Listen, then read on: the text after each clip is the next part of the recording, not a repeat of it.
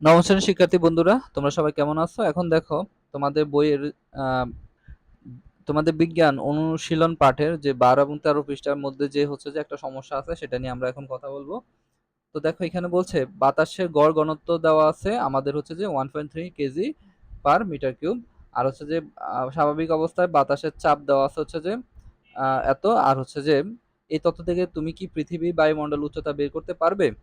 তো এখানে আসলে বিষয়টা কি বলছে, এটা যদি হয় পৃথিবী, এটা যদি হয় পৃথিবী এবং পৃথিবীর চারপাশে অবশ্যই কি আছে বলতো, এভাবে বায়ুমণ্ডল ঘিরে আছে, রাইট? পৃথিবীকে বেষ্টন করে আছে বায়ুমণ্ডলটা। তো এখানে তো পৃথিবীকে বেষ্টন করে যেহেতু এবার বায়ুমণ্ডলটা আছে, আমরা যদি এই বায়ুমণ্ডল উচ্চতাকে আমরা যদি এস চিন্তা করি, এইচ, তাহলে এই পয়েন্টে অর্থাৎ ভূপৃষ্ঠে এই বায়ুমণ্ডলটা কি পরিমাণে চাপ দিচ্ছে, সেই চাপটাকে আমরা বলতেছি পি। তো আমাদের আর হচ্ছে যে এই যে বাতাসের যে ঘনত্ব সেটা হচ্ছে যে রো। ওকে।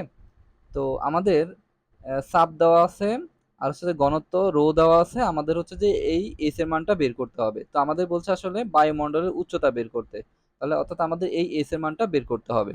তো আমাদের এখানে কি কি দেওয়া আছে আমরা এটা লিখে ফেলি আগে।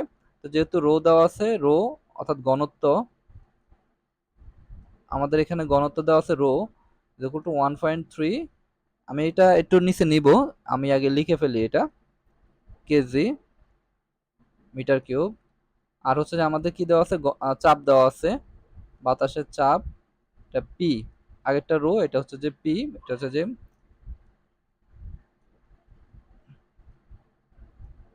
Newton per metre square. ওকে। তো এখন আমাদের বের করতে হবে আসলে উচ্চতা, বাতাসের উচ্চতা, উচ্চতা বের করতে হবে। তো উচ্চতা হচ্ছে যে আমরা এইচ, এটাকে আমরা এখন হিসাব করব। তো দেখো, যেহেতু আমরা উচ্চতা হিসাব করব, সেহেতু আমাদের হচ্ছে যে তরলের বা ভূপৃষ্ঠের কোনো একটা বিন্দুতে যদি বায়বীয় বা তরল পদার্থের ক্ষেত্রে যে চাপ, সেটা সূত্র আমাদেরকে ফলো করতে হবে। সেই সূত্রটা হচ্ছে যে P is equal to h rho জি।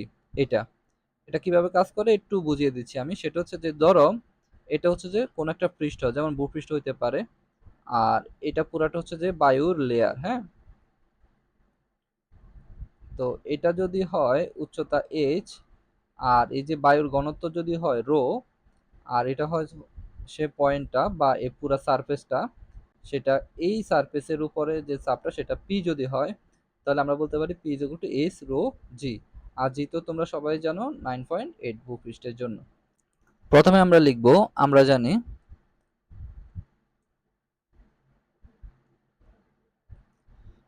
আমরা জানি P is equal to h rho g.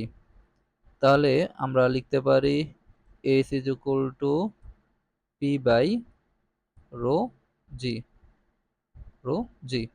তাহলে এখানে পি এর ভ্যালুটা হচ্ছে যে 101,325, রো হচ্ছে যে 1.3, আর জি হচ্ছে যে 9.8। এই মানটা বসিয়ে যদি আমরা এখন ভাগ করি, তাহলে ভাগফল কত আসবে?